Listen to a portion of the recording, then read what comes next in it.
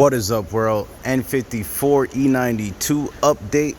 Let's just go over what's going on. As you guys can see, for the most part, she looks complete, but we have some things to overcome. So I mounted my max solenoid over here. As you can see, I got some of my push lock fittings hooked up. You see how I got it bolted from the back there. I had to drill a hole. Got this nice little mount from Amazon for the Lolo. And then I started mocking up some of these T-joints where the hoses from the wastegates are gonna come in, and then they're gonna transfer the push lock and head over there to the solenoid. And then also we have this guy that's touching the frame, so we gotta do something about that. Gotta wire up our ECU and our port injection.